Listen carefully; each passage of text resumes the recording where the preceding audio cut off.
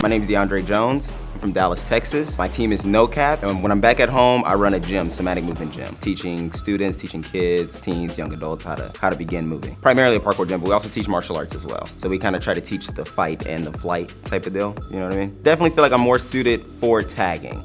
I feel like there's a lot less pressure. It's a little bit easier to tag than it is to evade, right? So I'm kind of just standing on top of the obstacles, waiting for them to make a decision and then going, right? As opposed to evading, where you're the one constantly making the decision. You don't want to overthink.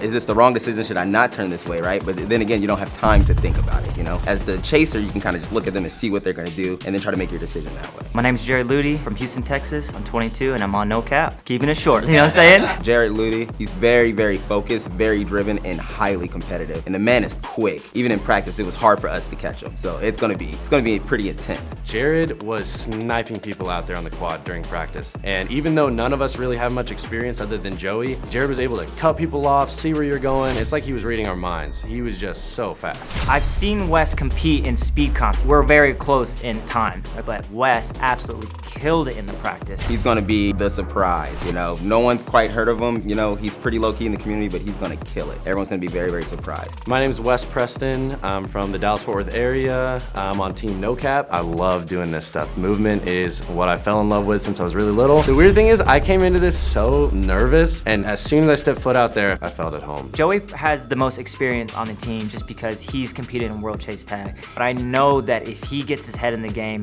he can kill it for sure. He's very small. He can get under those small, in those little cracks, and he's very fast. He's very smart too. He's a very smart player. So when the time comes and we're actually going, I know that he's gonna go as hard as he can. So like you said, he's been there before, so he knows what to expect. He can give us some insider information. He gets his head in the game, he can kill it for sure. My name's Joey Adrien. I'm from Portland, Oregon, and I'm with Team No Cap. I do a lot of freestyle competitions, haven't done them in a while, so it's been like 3 years since I've done any competitions. We're gonna see how we do. The experience that I've had in the past, though it was there, it's relatively minimal.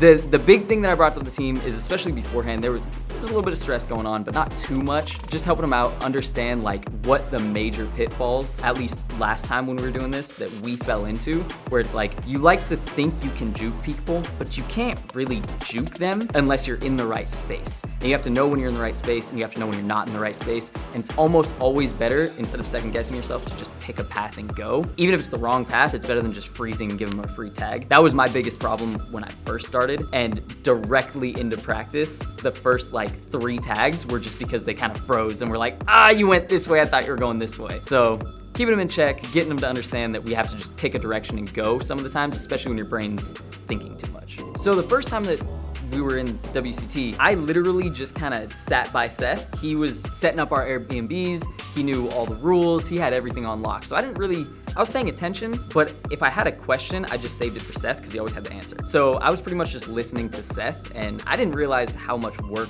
being a captain was. And now I'm like, oh, I have to make sure that everybody's on the ball with this stuff, and I know everything in and out because they're coming to me with questions. So that's a whole new dynamic. Makes it a little more stressful, not worrying about the competition, but worrying about everything before the event.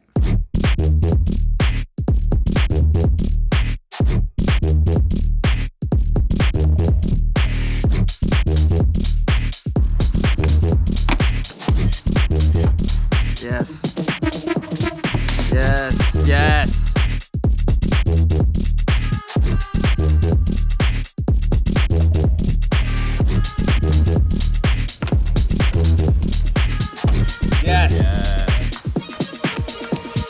Mickael Franko, he has the most energy out of anyone I think I've ever met. He's go, go, go, never gonna stop. He's never gonna give up. He's a bit goofy at times, and he'll say some stuff that you're just like, that's Franko. Franko's a big goofball, man, but he's like, when he gets in competition, he gets so serious and he's ready to go, but he's definitely gonna have that playful mentality. I'm sure he's gonna be doing a lot of like, you know, teasing the other opponent and kind of like really putting on a show. He has so much energy, and I'm so excited to see him get out on the course. Going through the quad just familiarizing myself with everything first. And so my main concern is gonna be getting those tight corners and then the gaps in between. I think that just getting through and just running out that clock, that's my main goal. Is trying to save that energy as much as I can and trying to getting those evasions after. So I mean, it's a lot smaller than I thought it was gonna be. Just looking from the previous videos, I saw that it was gonna be larger, but then when we came here and we saw it's a little bit smaller than I was thinking. So I don't know if that's a good thing or a bad thing, because, you know, with the bigger guys, I think I have an advantage on them, because getting through those small holes and just getting around quick, grabbing around, you know, just making quick cuts and stuff like that, there's not really any room for them to, you know, gain that speed, you know. So it just depends. If I'm up against a smaller opponent, it could be a little bit hard. He might have the advantage on me, so it just depends on who we're up against. So the first thing I wanted to do whenever I got on the quad, I just wanted to get comfortable on the obstacles. You know, whenever you go to a new spot, even when you're just training parkour like outside, when you go to a new spot, you kind of hold back a little until you start getting comfortable, and then you start going faster and faster. So the first thing I wanted to do, get on the quad, just start jumping around, no real strategy for like the first 5 to 10 minutes, and then after that we started working on chasing and invading. So stepping out on the quad, first of all, it's similar to what I thought it was, but it was a lot more compact. So being able to feel the rails, step on all the ledges, and move around was insane. I loved it. As soon as I stepped foot and was able to run on things, I immediately was comfortable and felt pretty at home pretty quick. Before we started practice, I thought I was definitely gonna be more of a tagger. I'm a little bit bigger of a guy. I've got a long reach. I thought I was gonna be more of a tagger, but being out there on the quad today, I was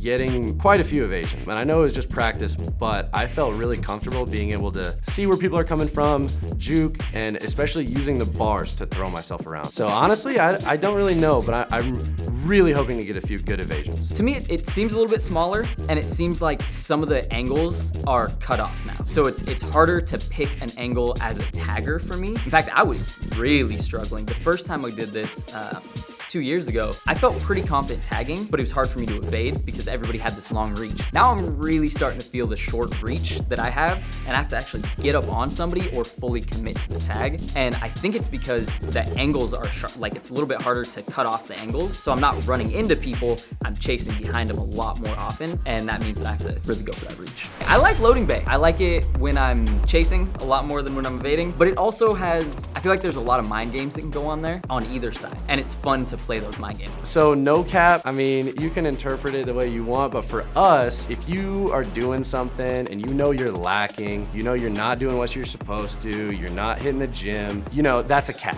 So cap is pretty much, if you know you shouldn't do something and you still do it, that's a cap. And so no cap is, hey, we do our stuff. We grind hard, we work hard. That's why we're gonna win.